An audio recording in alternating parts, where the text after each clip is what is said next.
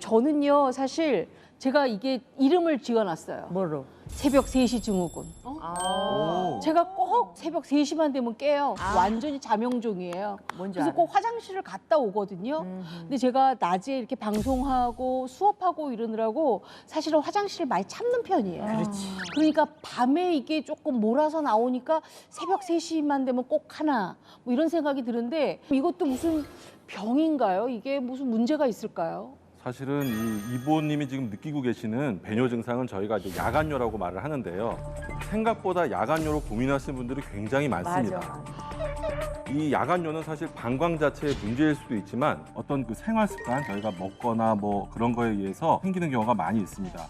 자기 전에 먹는 맥주 한 잔이라든지 또는 습관적으로 자기 전에 물을 한 잔씩 먹는다든지 옛날 어르신들 보면 꼭 주무시다 깨시면 목이 말라서 머리맡에 그런 자릿기 이런 것들도 이 야간뇨의 원인이 될 수 있습니다. 맞아. 그렇기 때문에 야간뇨가 있는 경우에는 반드시 한번 이 생활 습관이 어떤지를 한번 돌아보는 것이 중요합니다. 어떠세요? 임범 쌤 혹시 맥주 드세요?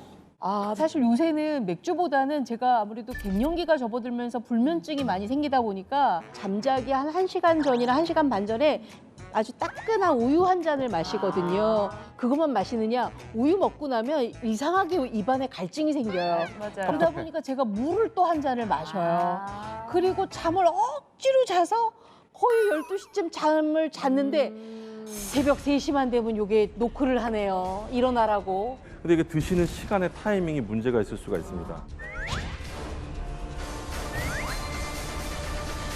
보통 일반적으로 저희가 낮에 활동할 때 물을 많이 먹잖아요. 네. 그리고 이제 자기 전까지는 쉬는 동안에는 사실 뭘 먹지 말아야 되는데 밤이 길다 보니까 저녁 시간에 뭘 자꾸 뭘 드시게 되는데 그 드신 물, 수분이 밤에 이제 소변으로 만들어져서 나오게 되는 거죠. 아니 그러면 선생님 잠자기 몇 시간 전부터 아무것도 안 먹어야 그렇게 새벽 3시에 일어나서 야간뇨를 막을 수가 있나요? 이 사람마다 나이에 따라서 이제 소변에 만드는 속도가 조금씩 다르긴 한데 일반적으로 콩팥이 건강하신 분들은 보통 드신 수분이 한 2시간에서 3시간 이내에 다 소변으로 만들어서 배출된다 이렇게 보시면 되거든요. 주무시기 2~3시간 전까지만 뭘 드시고 그 이후에는 물을 한 컵 이내로만 드시도록 권해드리고 있습니다. 교수님, 방금 우리 윤정 씨가 저한테 질문한 게 있어서 제가 대신 전달해 드릴게요. 나는 왜 맥주를 네 캔씩 마시는데 야간뇨가 없는 거야? 야, 맥주 한 4캔씩 먹거든. 난 맥주 그렇게 먹는데 왜 야간뇨가 없어? 제가 보기에는 네. 아마 그 정도를 드시고도 문제가 없다면 네. 굉장히 신장도 건강하시고 방광도 건강하시기 때문에 그럴 거라고 생각이 그렇게 돼요. 대답해 줬어요. 장군, 튼튼하지 않은 곳은 어디요?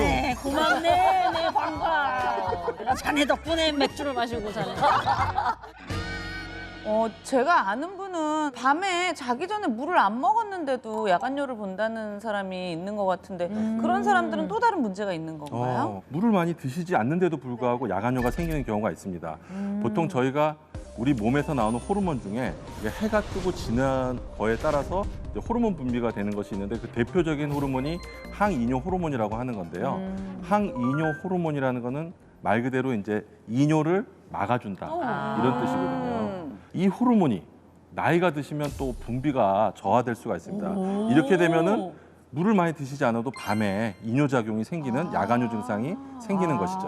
우와, 전 처음 들었어요. 네, 소변을 안 만드는 호르몬도 있다는 게 너무 신기하고 이 항이뇨 호르몬이 그러면 잘 분비되고 있는지 아닌지는 어떻게 알 수 있는 건가요? 사실 뭐 다른 호르몬처럼 뭐 피 검사를 통해서 아는 건 아니고요. 저희가 이런 이제 항이뇨 호르몬이 이상이 있을 거라고 생각되는 환자들한테 일지처럼 72시간 동안 배뇨 일지를 적게 합니다.